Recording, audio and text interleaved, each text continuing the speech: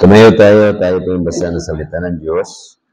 Tayo tayo sa Ephesians chapter 6, verse number 20.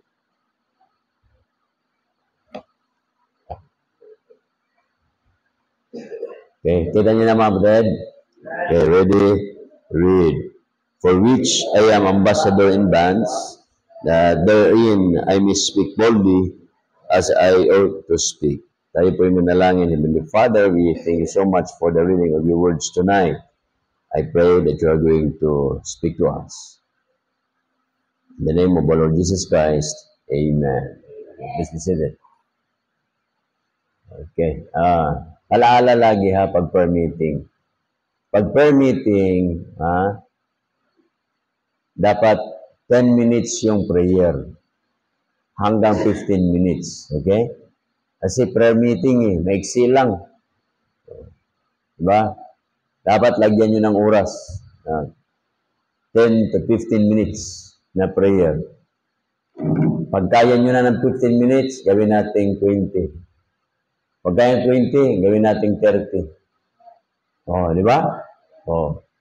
But pag lagyan mo 10 to 15 minutes. Kasi hindi pa ako nangalahati, nagpakanta ka na Ano? So sa sunod, kung sino man MC dito, timer nyo 15 minutes. Kasi dami natin prayer request Di ba? 15 minutes. So, pag nag-alarm na, yun na yun. Trabaho mo yan, Ricardo. Ikaw taga-alarm. Pagka hindi mag-alarm, yari ka talaga. Di ba? Yan. Tapos, pagkalinggo, pagkapananambahan, kita nyo dapat yung mga unang dumating sa harap lagi. Kaya dapat meron talagang dyan, aser. Asering tayo. Ngayong linggo, ang mag-aaser, si Raymond. Dito mo po yung sa harap mo. Okay? Yung late, para yung late sa likod lang. Huwag na sa Okay? Para kayong jeep Gusto nyo lagi nasa likod Sa susunod, yung aircon, tanggalin ko yan. Dito ko palagay yan. Susunod dito. Wala nang aircon dyan. Pag wala nang aircon doon, siguro masilipitan na yun. So yun po yan Kita nyo, di ba? Sino nakapunta na doon sa MBBA? Okay, Pastor Bante, meron na ba nakapunta doon? Wala pa? Bawat dyan, bro. Merong aso lahat yan. Yun. Bakit? Pinapunta ka. Di ba? Ganun yun. Para tawag doon. Maganda tingnan. Para yung huli, ngayon, prayer meeting na ganito, okay lang. Pero pagkalinggo kasi na maraming sisimba, ganun dapat yun. Okay, mga brad? Sabi ni Pablo, I am ambassador in bonds, that therein I may speak boldly as I ought to speak. Okay? So ngayon, ito ay continuation ng lesson ng mga nakaraan po nating lesson. It's all about, we discuss about missionary motives. So, right missionary motives.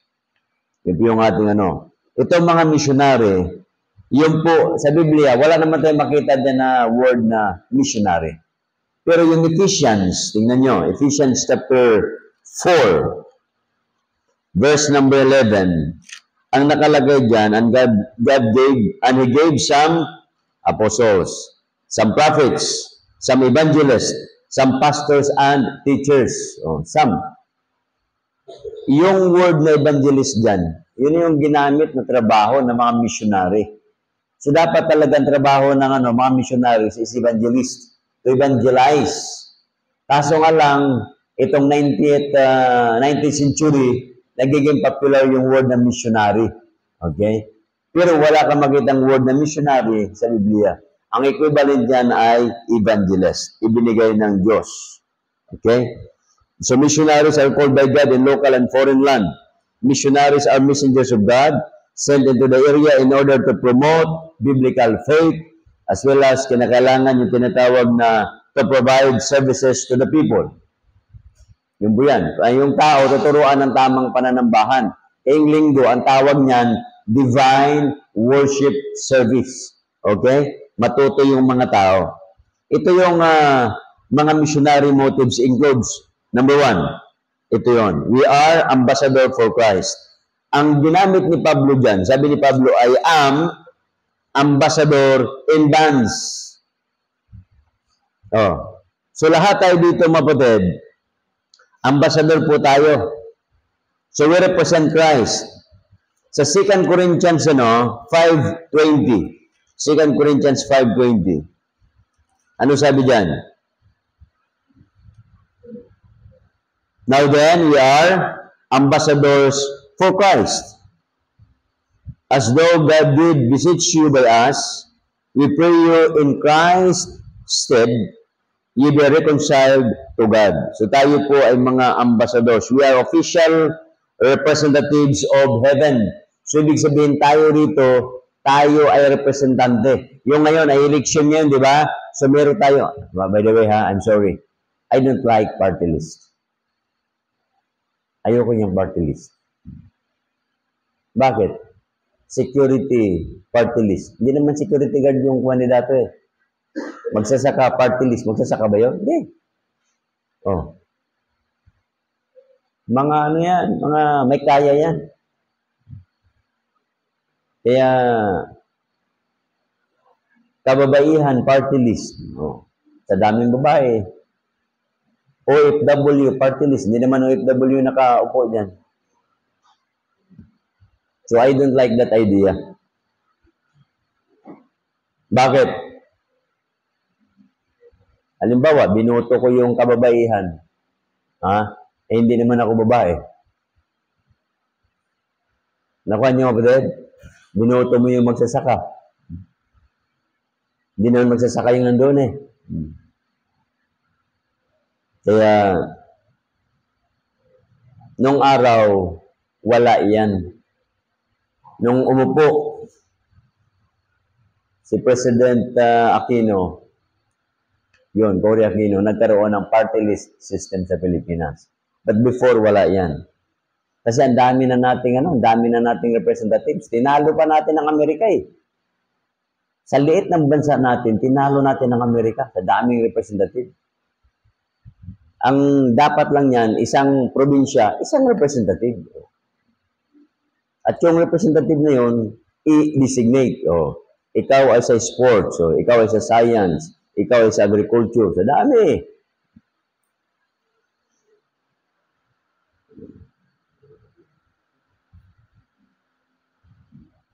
Yung lesson natin next Sunday is all about separation of church and state. So tayo po mga Baptists, we are champion of religious freedom. Pero bilang individual, we have the right to speak up, to say something about our grievances. Diba? Pero as a church, silent tayo doon. Ito mga kapatid, official representative tayo. So itong mga representatives na ito, they are applying, nag-a-apply sila. Tayong mga botante, tayo po yung nagbibigay sa kanila ng posisyon. Pinapanalo po natin sila. At pag nanalo sila, sinasahuran po yan. My goodness. Ang daming, kayo kasi, tayo mga kapatid, mga Kristyano tayo, please lang, huwag kayong bumuto dahil sa sikat yung tao. Walang nagawa yan eh. Walang magawa yan. Hindi porke TV personality, bubuto natin yan. Huwag yun. Mas maigi yung merong kung talagang may desire siya na maglingkod sa bayan, abay dapat kumuha muna siya ng sumubok man lang muna yan, magiging kagawad ng barangay para alam niya paano gumawa ng batas. Nakuha nyo? Tatakbo, diretso senador. Hindi ganoon. Kaya pag mayroong tumakbo sa inyo dito, magsimula kayo sa barangay. Halimbawa, boto natin si JC. Bilang barangay ng wag nga barangay tanod. Maubos yung kape. Pero malaki na kayang sahod ng barangay tanod ngayon. Isipin nyo, yung city councilor, ang laki na pala ng sahod niya, 90,000 na pala. Kunsihal ng bayan, 90,000? Kaya pala ang dami nag-a-apply pag ano eh. Kaya tuloy, parang bala ko na rin. Malaki na pala. Tumapatid ha. So sabi po dito niya, ni Pablo, we are ambassadors for Christ. Representative po tayo ng Panginoon Kristo. Yung ibuboto natin, pag yan ay pinili natin, we become our representatives. Pag yan ay nagiging representative, babayaran po natin sila in a form of our taxes. Sipin nyo yan? Tayo mga kapatid, wala ho tayong bayad dito. Representative tayo ng Panginoon Kristo, hindi ho tayo binayaran. Hindi po sabi ng Panginoon, oy, anak, dahil ligtas ka na, maglingkod ka sa akin, babayaran kita. Yung mga pinili natin, maglilingkod yan, tuwing dalaw niyan. Laging nakaliquidate yan. Sipin nyo yan. Liquidated yan eh. Halimbawa, senador ka, kano sahod mo? Mga nasa 280 yata thousand yun.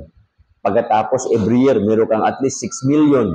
Liquidated yan para doon sa mga staff mo sa loob ng opisina mo. Ang proyekto mo niyan, milyon-milyon. Sipin mo. Kaya tayo mga kapatid, naglilingkod tayo dito, wala ho tayong bayad dito. Gusto niyo ng bayad? Muwi na kayo sa langit. Nandun nandun yung reward niyo eh. Dito sa paglilingkod natin, mayroong reward ito. Kaso lang, hindi tayo naglilingkod because of the reward. Yung reward, ibibigay ng Diyos yan pagdating sa langit. Kasi dito, kung ako ang magbigay sa inyo ng reward, madadaya ako. Bakit? Halimbawa lang, magbigay ako ng pinakamasipag. Yung pala, pag nakita lang ako, saka lang kayo magtikilos. Di ba? O mali yun. Nakuha nyo? Pero ang Diyos, para malaman ko na talagang tao na ito ay masipag, maglalagay pa ako ng CCTV yan. Nakuha nyo? Para mamonitor ko. Kahit wala ako, merong eye in that place. Pero ang Panginoon, God is everywhere, mga kapatid. Alam niya the intent of your hearts. Alam niya the motives of your mind. Alam ng Panginoon yan. So tayo, naglilingkod tayo not because we have rewards in the future, we have crowns in the future. Alam ng Diyos yan. Kaya dito mga kapatid, bilang ambassador, representative tayo, di ba, of heaven to this dying world. So anong trabaho natin? Tao. Anong gawin natin sa tao? Turuan po sila. Turuan. Okay? Ano pa? Pangalawa, ano ba yung mga ito? We have desire to please the Savior. Desire po natin is to please the Lord Jesus Christ. 2 Corinthians chapter 5, verse number 9. Ano sabi dyan? Wherefore we labor. Kaya tayo ay nagtatrabaho mga kapatid, nagsusulwining tayo, nagpipellowship kayo. Isipin nyo, di ba? Yung mga yung people kanina, nagpipellowship kayo, pwede naman kayo natutulog sa bahay ninyo. Pwede naman mag-TV marathon kayo sa bahay ninyo. O kaya Facebook marathon kayo sa bahay ninyo. So sabi dito, wherefore we labor, that whether present or absent, we may be accepted of Him. Bakit?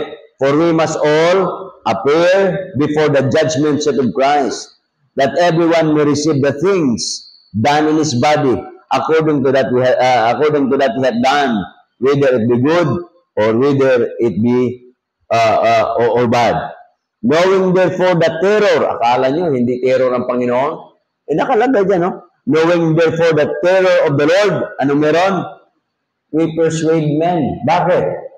Akala nyo ang Panginoon, ang alam lang kasi ng mga tao, God is so love. Yes, we know that. God is so loving. But the justice system of God, you will go to hell. So tayo ngayon, we persuade men. Yun ang trabaho natin. Kasi yun ang desire natin to please the Savior. Ano pa? Verse 14. For the love of Christ constraineth us. Yung pag-ibig, di ba? Nandyan sa atin dadama natin yan. Don't go to heaven alone. Bring someone with you. Magdala kayo.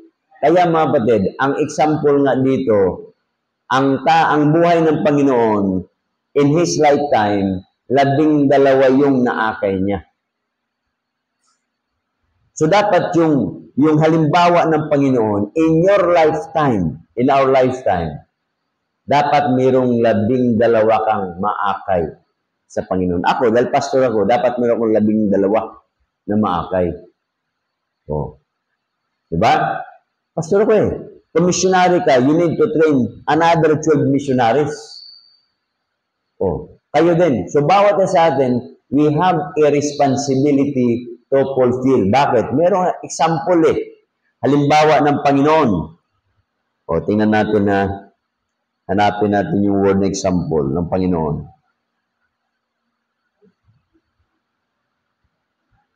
Kasi mahirap yung wala tayong nagagawa para sa Panginoon. Dapat meron. So, 1 Peter chapter 2 verse 21. Ano sabi diyan? For even hereunto were ye called, tinawag tayo ng Panginoon, because Christ also suffered for us, leaving us an example, merong halimbawa na iniwan ng Diyos sa atin. Ano yun? That ye should follow His what? Steps. Oh. Kung ang Panginoon ay leader natin, follow our leader. If we are the child of God, we are disciples of God, we are followers of Christ, therefore, gawin natin yun yung kanyang halimbawa. Ang ganda siguro, kung lahat ng membro, meron kang may disciple. Kaya dapat ganun talaga mapatid. Hindi yung 10, 20, 30 years na simbahan, wala kang na disipulo. Hindi. Dapat talaga meron kang na disipulo in your lifetime 12. Bakit 12? At least meron doon backslider isa. Panginoon, meron Judas O, diba? O, at least alam mo. Kasi kung ganyan ang magiging yan ang magiging trabaho natin mga Kristiyano. Alam niyo ba ang mangyayari? Bakit ginawa ng Diyos 12? Alam niya, yung buong mundo, lalaganap yan. Ang problema, tumigil ng Kristiyano Bakit tumigil? Pinaubaya sa mga Bible student, pinaubaya sa misyonaryo, pinaubaya sa mga pastor, mag-offering na lang kami pastor, susupport na lang kami sa misyon, tutulong na lang kami financially. Habang nandoon sila, nanonood ng kung ano man, di ba? Nagmumuling, o kaya doon, yung mayayaman, yung tao doon, nag-golf, nasa golf course, o kaya nagka-cross. Ang dami mga yayamang Kristiyano ngayon. Yung bibisitahin na lang nila yung Jerusalem, bibisitahin na lang nila yung mga Christian sites. At, kumbaga, ang tawag doon, holy tourism And yet, they support money doon sa mga missionaries. Ano yan? Pastor, hindi namin trabaho yan. Trabaho nila. No. Halimbawa ng Panginoon ito. So, walang exemption po dito. Huwag niyo sabihin, my money works for me. No. This is not an investment. You are the investment. You invest your time, you invest your energy, you invest your life to the person. Okay? Pangatlo, we have a moral obligation to live for others.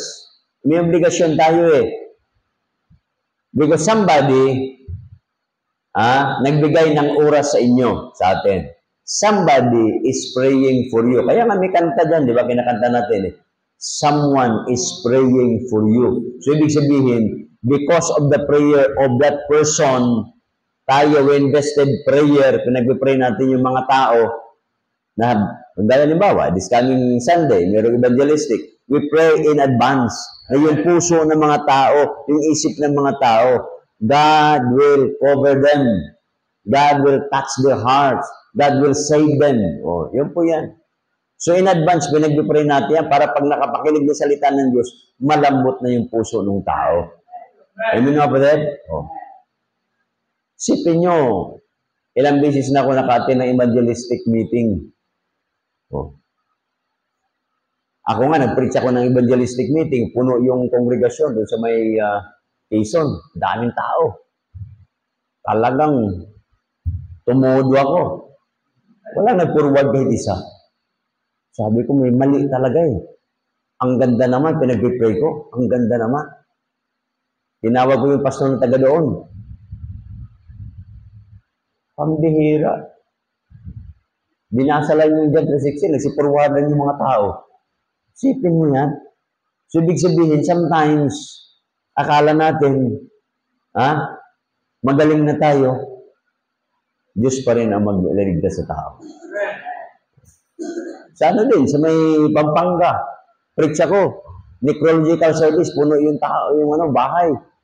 Aba, nakasimangot yung mga matatanda. Nakatingin na sa akin. Nagpapatawa ko, hindi naman natawa. Sabi ko, may mali dito Ang ganda ng presentation ko, wala talaga. Nakatingin na sa akin.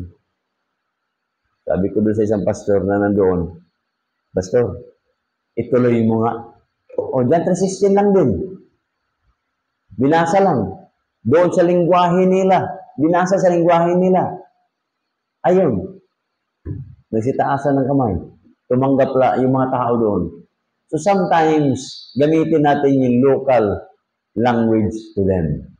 Di ba? Kaya akala natin, halimbawa, ako, mag-preach ako doon sa Negros, high pitch. Hindi naman obra doon Kasi ang gusto nun, malumanay Ilang bisis ko na nasaksihan yan. Magpa-forward ako, wala mag-forward. Pag binigay ko na kay Pastor Joy, lahat nagsipurwada na. Di ba? Kasi nga, yung kaingan nila, hindi nakadesign, kagaya ng salita ko. Nakadesign sila doon sa salita nila. Kaya yung sinabi ni Pablo, may maigi pa sa akin magsalita ng 5 salita na naintindihan ng mga tao kaysa 10,000 salita na hindi naman maintindihan. Okay? Yun. Ito, moral obligation of the dead. 5:15. Ano sabi dyan? 2 Corinthians 5:15. And that He died for all. So, ang Panginoon natin namatay para sa lahat. And that and they which live should not henceforth live unto themselves. Huwag tayong mabuhay para sa sarili lamang. Huwag kang mabuhay para sa iyo lamang. May kantang gano'n, di ba? Mabuhay tayo para sa iba. Kita mo yung kanta ng Pilipinas, ang mamatay ng dahil sa iyo. Para sa iba yun Nung tatay ni Pader, buhay pa, si lolo ko ba? Ako'y parang si Joshua, maloko-loko. Yung kalukuhan ko, manang-mana si Joshua. Ginagawa ko sa lolo ko. Kasi guerrilla yun Yung lata ba? Lata, Adinas. Lalagyan ko ng kandila yun. Tapos lalagay ko sa kanya, Lo, granada. Yung matanda, tayo Sipin nyo yung malaking mama yun Yung lolo ko, malaking mama. Si Pader kasi maliit yan Tatayo yan, tatakbo yan. Sipin mo, nagpahinga yung matanda, sisindihan ko na, yung sardinas, lalagyan ko ng yung kandila, at ilagay ko sa kanya. Tapos sisigaw ako, Lo, granada. Yung matanda, natatakot Sipin mo yan. Babangon yung matanda. Hindi na marunong magmura yun. Hindi ka marunong magpalo yun Papangaralan lang ako. Nagandahan lang yung, meron kang lolo, na Kristiyano, yung ipag-pray ka. Kaya kayo, pagdating ng araw, wala man kayong lula, wala kayong lolo, na gano'n. At least pagdating ng araw, kayo yung lolo, di ba? Kayo yung mga anak nyo. You can teach them. So, tingnan nyo verse 15. That they should not live, that they which live should not henceforth live unto themselves. So, huwag tayong mabuhay mga kapatid para sa atin lang. But unto Him which died for them, para sa Panginoon and rose again. Okay. Ito mga kapatid, meron tayong moral obligation. Ako, naligtas because somebody invited me to church. Somebody. Kilala ko yung mga tao na nag-imbita sa akin. May babaeng nag-imbita sa akin. Oh. Si Inday Tubon. May nag-share sa akin, yung kapatid niya, si Jojo Tubon. Oh. Mayroong nag-encourage sa akin sa church. Si Nelo Tanyari. Pero yung mga yon wala na simbahan. But those people are influential to me. Nakuha niyo ba din? Oh. Kaya kayo din, mayroong nag-imbita sa inyo kaya nandito kayo. Mayroong nag-share sa inyo kaya nandito kayo. May nag-encourage sa inyo kaya nandito kayo. Pero, nasaan na sila? Check nyo nga. Nasaan na yung mga yon? At least nandiyan ka, nagpatuloy ka sa Panginoon. Amen mga kapatid? Ngayon, yun yung responsibility mo that you can influence others also. Yun po yan. Diyan papasok yung discipleship mga kapatid. You are going to invest something for the lives of these people. Investment mo yan. Because somebody invested something to you, therefore, you are going to invest your time also. Kita nyo si John. Hindi si John na nandyan, ha? Oh. Sabihin nyo, si John na nandyan. Oh. Yung Matthew chapter 2, verse number 18. Mark chapter 2, verse 18. And the disciples of John. O, nakalagay nyo. Ang Panginoon may disipulo. Si John, na disipulo ng Panginoon, may disipulo din. O, si John the Baptist man ito. May disipulo. Ibig sabihin, discipleship making is everybody's business. Si Moses, may disipulo. Nakuha nyo? Oh. May disipulo. Ang Panginoon, may disipulo. Ngayon, ano naman ang tawag doon? The moment you invest something to the lives of others, mayroong halaga yan. May halaga yan. Ano po ba ang halaga niyan? What is the cost? Halimbawa kanina, nandyan ako. Gusto kong isama yung pamilya ko puntang Mindanao. Buti may AI na ngayon, di ba? How much do I spend? How much is the cost of my gasoline going to Matnog? Nakalagay doon. 3,300 from Cainta to From Matnog to Allen, how much is Ororo using pick-up car? 1,500. Wow, okay Sumasagot Hindi ko alam kung tama yung sinasabi niya From Liluan to Surigao, how much do I need to pay with my pick-up? 5,550. Okay yun Sabi ko, Mani, 15,000 pala, punta doon Pagbalik natin, 15,000 ulit. Sabi niya, madali lang yung 15,000. Ang kaso lang, kakain ka, matutulog ka, di ba? Yun po yung problema doon. Hindi kagaya ng barko. Kung gusto mo magbarko ka, you have 27 hours, nandoon ka na sa Mindanao, yung 3,000 mo na bayad, meron ka ng agahan doon, may tanghalian, may hapunan ka na. Diba? Kumbaga, yung binayad mo, kinain mo rin. Maganda pa yung tulugan mo. Huwag ka lang magkaroon ng kaaway doon sa barko kasi pwede ka itapon sa dagat. At pag natapon ka sa dagat, may mga pating doon, tsak, mawawala ka sa sibilisasyon. Okay? Ngayon, mapatid, ano pa? Ito yung cost, halaga. Luke 14, verse 26. If any man come to me, and hate not his what? Tingnan niyo mga Bible niyo. If any man come to me, Luke 14, verse 26, and hate not his what?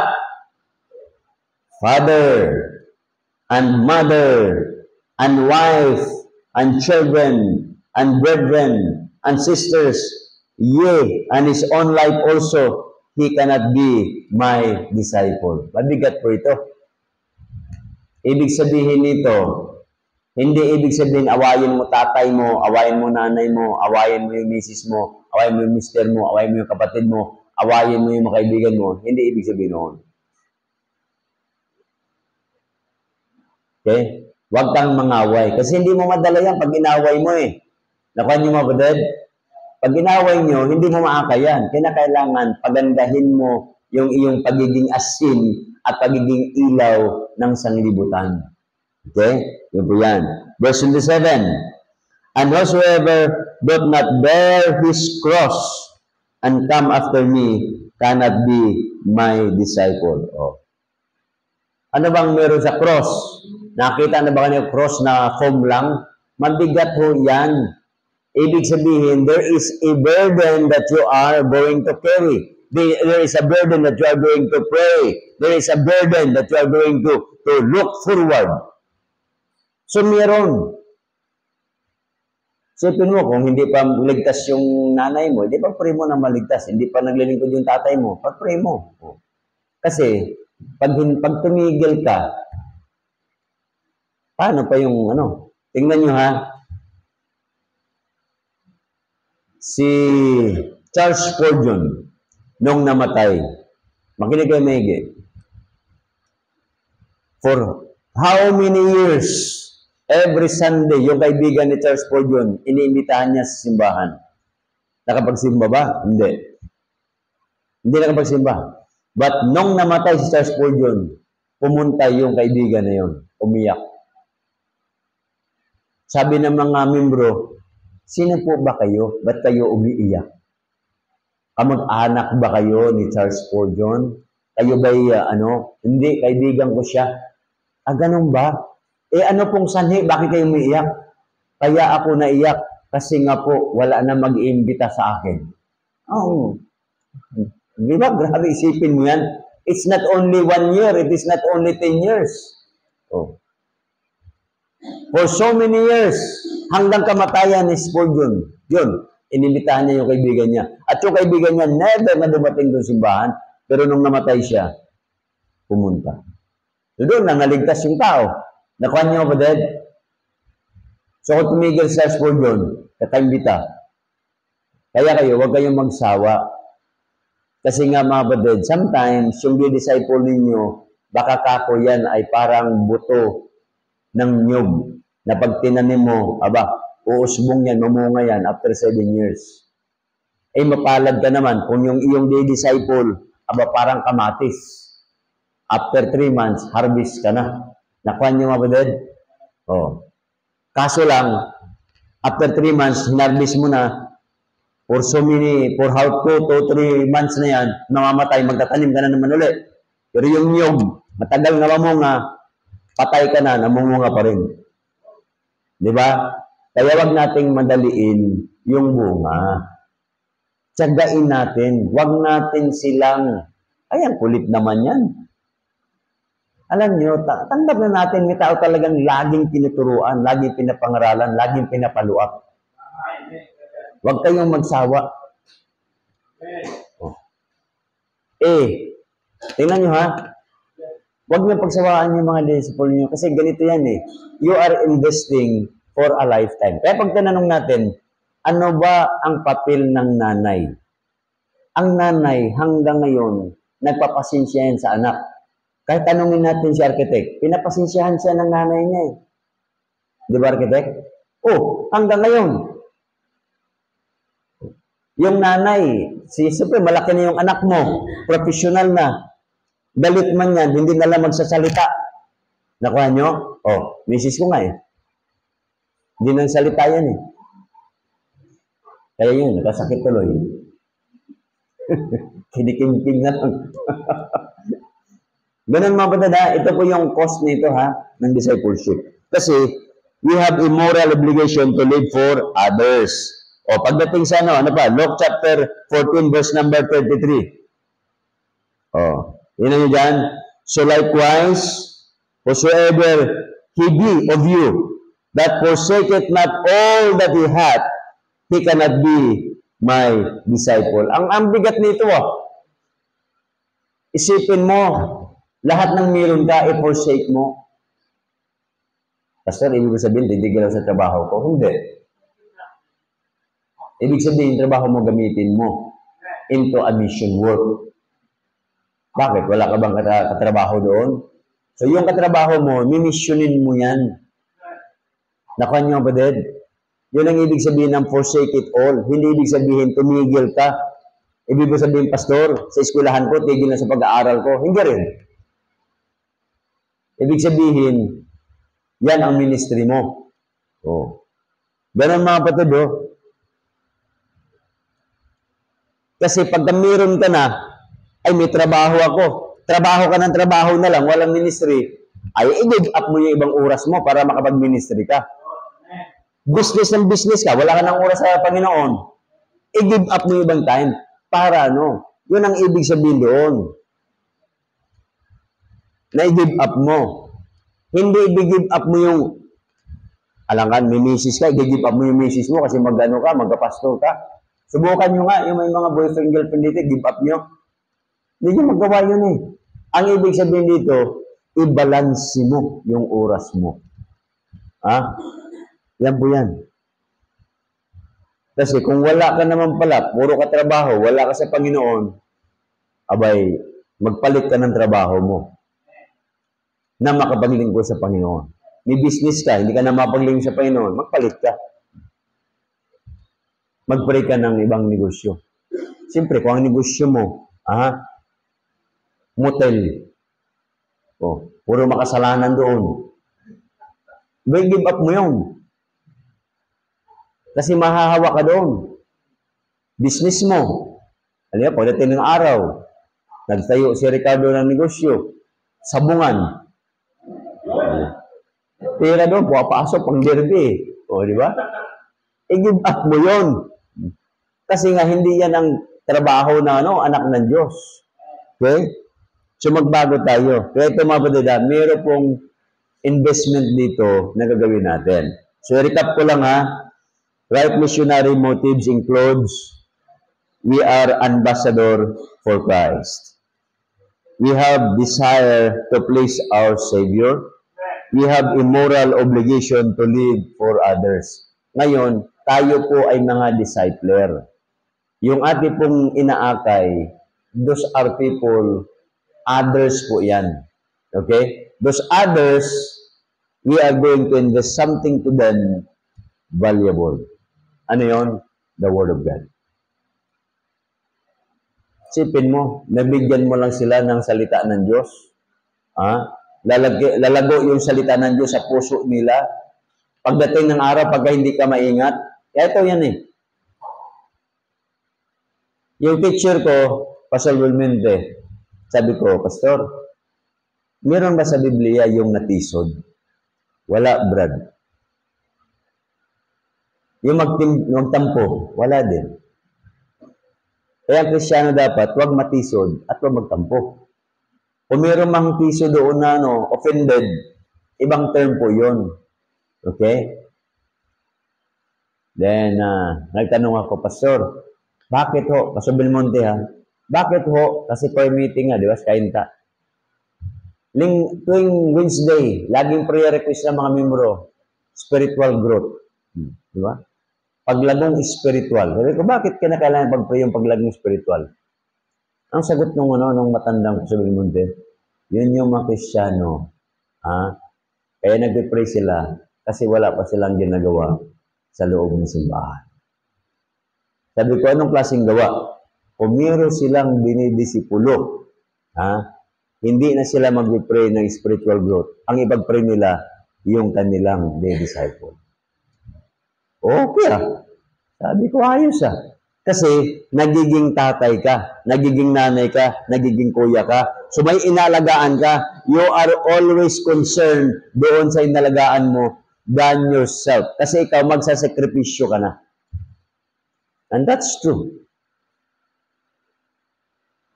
Tama nga naman. So, the moment, mga kapatid, may didisipulo ka na, may nalagaan ka na, ang prayer request natin lahat, hindi na spiritual growth sa atin.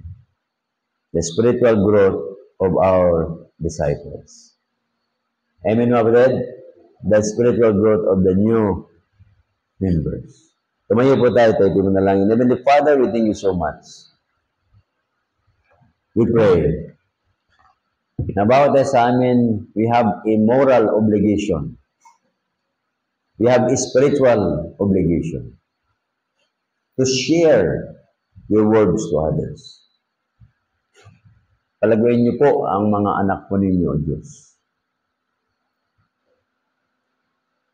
Bless your people, O God. Habang lahat ay nakayupo at nakapikit ang mata, there is something for you and God is talking to your hearts right now. You are free to come, kneel down, and talk to me in prayer right now.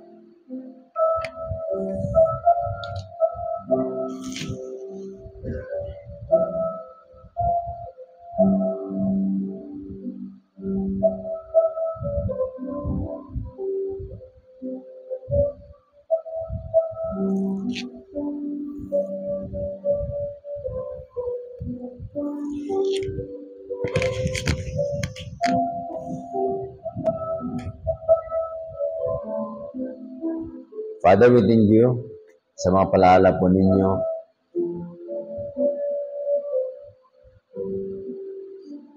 Mga tamang motibo. Napakaraming motibo. Bilang kami ay may mga mini-mission sa buhay. Because you have given us a challenge, a command to do so. Kami ay mga representative po ninyo dito sa lupa, to this dying world. Kami po ay nandoon yung puso namin to please you in all aspect of life, of our lives. At kami rin po ay mayroong obligasyon, spiritual obligation sa mga tao. Because somebody invested something to us. Tulungan niyo po kami to invest something to others. Just like Apostle Paul who said, I am debtor. So meron siyang pagkakautang, both to the Greeks and to the barbarians, to the wise and to the unwise. As we part ways, Father, take care of us, keep us safe, make us channel of blessing. In the name of our Lord Jesus Christ, Amen. God bless us all.